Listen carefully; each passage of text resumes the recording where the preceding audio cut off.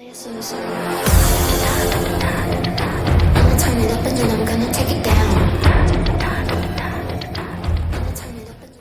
kawan-kawan semua, selamat datang di channel YouTube saya.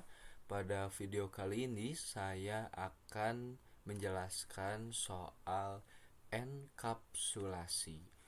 Oke, jadi pada bahasa pemrograman Java ini kita tentunya identik ya dengan pemrograman berorientasi objek.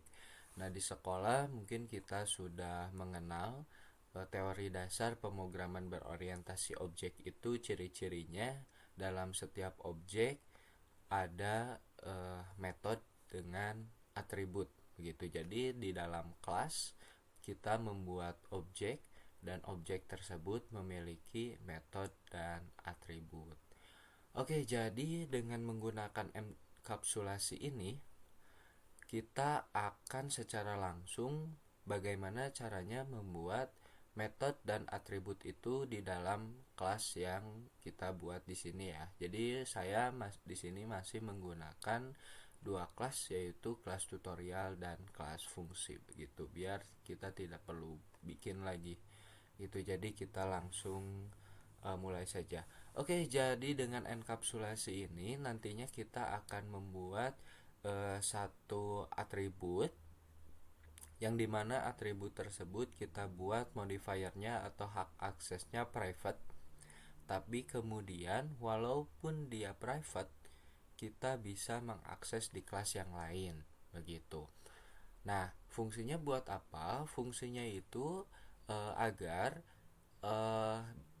karena pemrograman berorientasi objek itu kan cirinya kita dapat mengakses metode-metode sesuai dengan saat kita butuhkan begitu.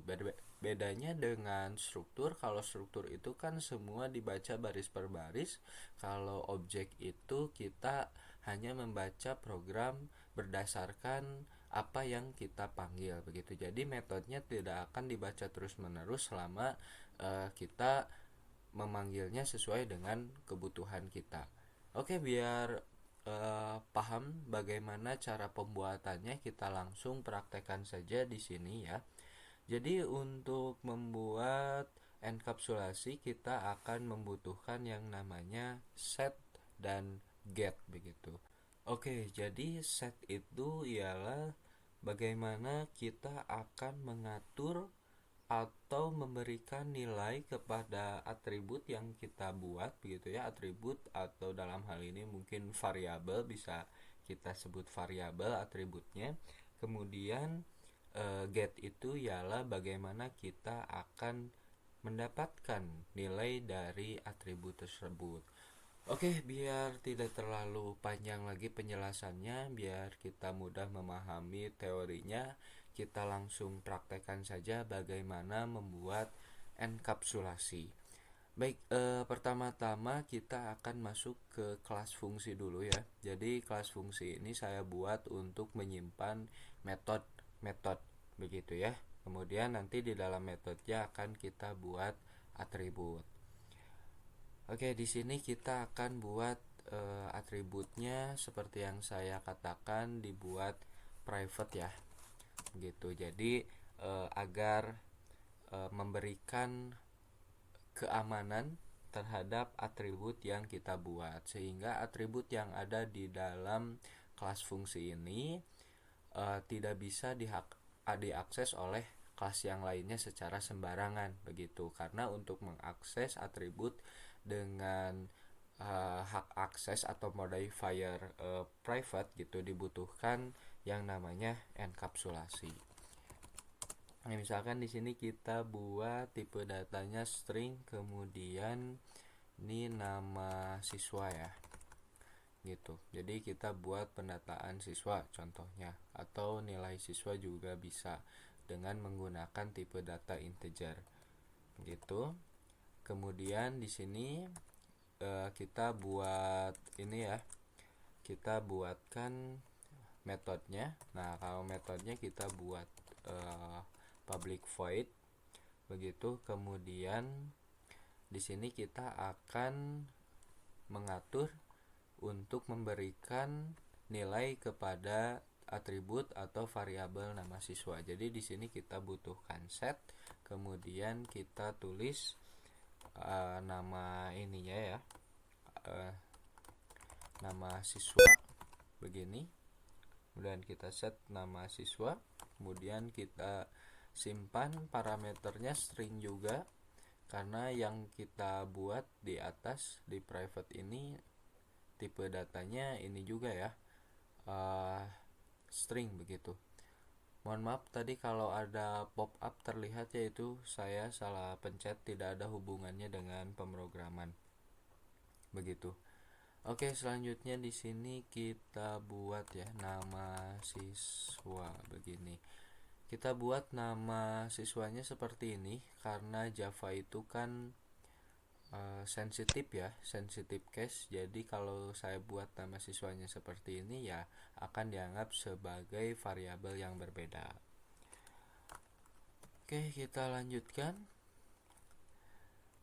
Kemudian di sini kita akan memberikan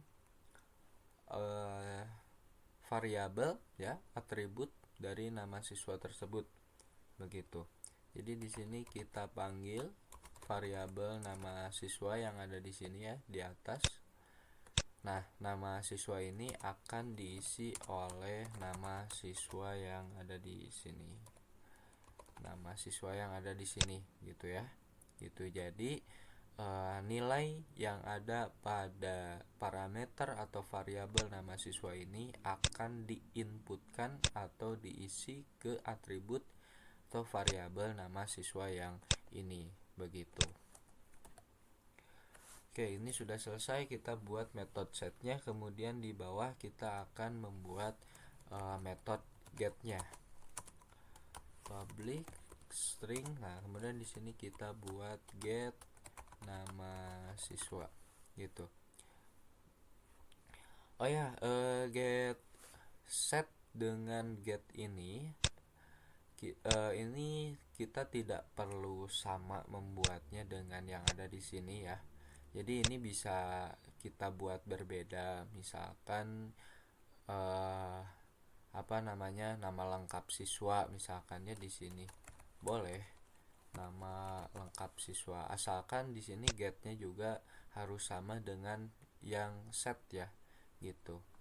Jadi kalau setnya itu nama lengkap siswa ya getnya juga nama lengkap siswa. Nah begini gitu, jadi harus sama dengan nama setnya. Kemudian seperti biasa ini tanpa parameter ya. Kemudian kita kembalikan nilai dari variabel nama siswa begitu. Oke, jadi di sini kita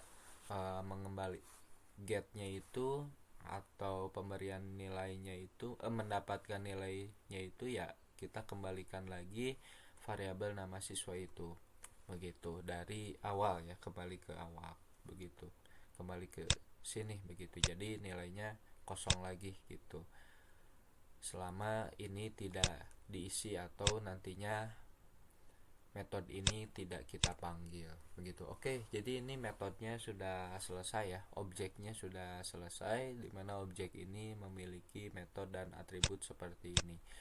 Kita simpan terlebih dahulu, kemudian cara penggunaannya atau cara pemanggilannya kita panggil di kelas tutorial. Nah, di sini kita panggil nama kelasnya sudah ya. Begitu, ini sudah pernah kita bahas sebelumnya. Kemudian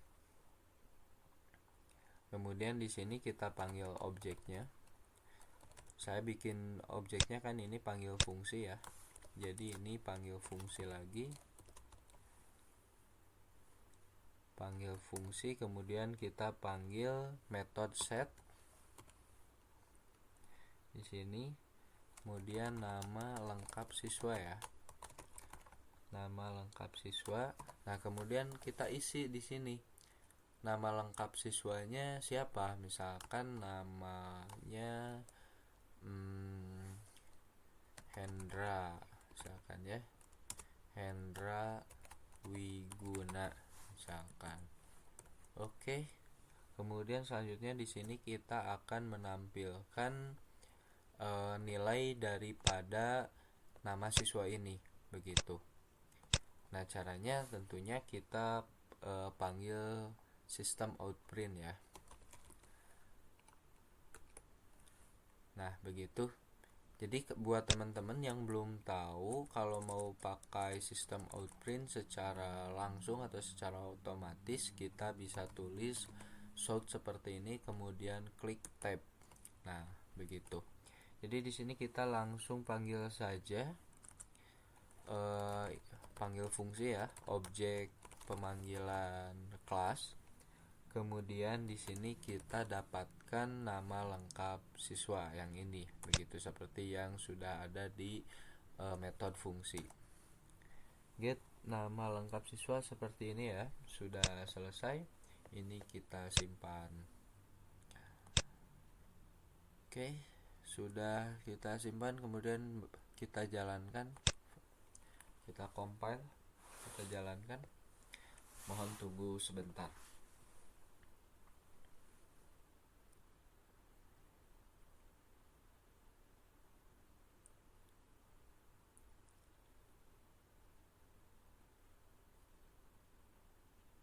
Ya, di sini bisa kalian lihat ya, ada tulisan Hendra Wiguna berdasarkan apa yang saya tulis di sini.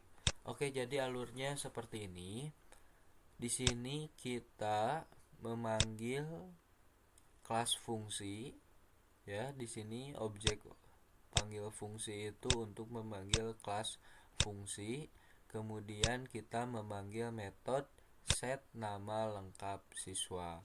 Nah, set nama lengkap siswa ini memiliki parameter Hendra Wiguna. Nah, parameter Hendra Wiguna ini disimpan di sini. Nah, disimpan pada parameter nama siswa dengan tipe data string.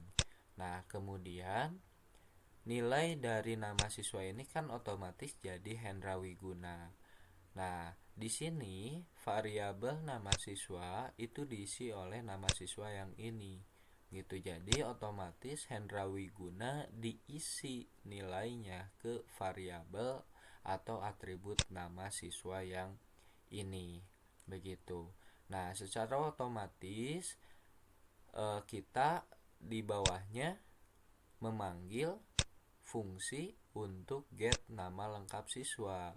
Nah, get nama lengkap siswa ini dia mendapatkan nilai daripada nama siswa berdasarkan yang sudah terjadi sebelumnya di set nama lengkap siswa. Nah, set nama lengkap siswa itu kan tadi di sini get nama siswa, kemudian diisi get nama siswa. Secara otomatis ketika get nama lengkap siswa ini return nama siswa, maka nama siswa yang ada di sini menjadi Hendra Wiguna juga. Sehingga sistem outprint di sini panggil fungsi get nama lengkap siswa, yang dimaksud adalah memanggil Hendra Wiguna. Begitu. Oke, jadi ini terkesan ribet ya. Untuk pemanggil Hendra Wiguna harus bertele-tele dan putar ke sana kemari, ke fungsi, ke set, kemudian ke get, terus kemudian kembali lagi ke sini baru muncul Hendra Wiguna. Begitu. Kenapa nggak langsung aja sistem outprint Hendra Wiguna? Oke, kalau itu kan struktural begitu ya. Kalau ini kan kita pemrograman berorientasi objek, dan kita kedepannya akan memiliki metode-metode yang metode tersebut dia memiliki atribut yang banyak dan memiliki fungsi-fungsi atau algoritma yang banyak di sininya begitu. Jadi misalkan kita tulis rumus apa gitu ya di sini. Kalau yang paling sederhana kan rumus luas persegi. Nah, kalau nanti kan kedepannya kita akan bikin banyak rumus di sini begitu. Jadi enkapsulasi ini mungkin sekarang belum dirasakan manfaatnya, tapi akan dirasakan manfaatnya ketika kita membuat proyeknya secara langsung begitu. Kalau kalian belum mengerti manfaatnya, ya pokoknya teorinya dipahami dulu sajalah minimal begitu, karena ini akan bermanfaat ketika kita membuat proyek, apalagi proyeknya skala besar di mana kita akan memanggil metode tersebut berdasarkan apa yang kita butuhkan. Begitulah cara pengoperasian dan pembuatan enkapsulasi. Pada intinya bagaimana kita mengoperasikan atau merekayasa coding yang kita buat ya, atribut yang ada dengan modifier private sehingga atribut tersebut aman, tidak bisa diakses oleh kelas-kelas yang lain, tapi tetap bisa kita akses dengan metode set dan get. Baik, itu saja video kali ini, mudah-mudahan bermanfaat buat kalian semua.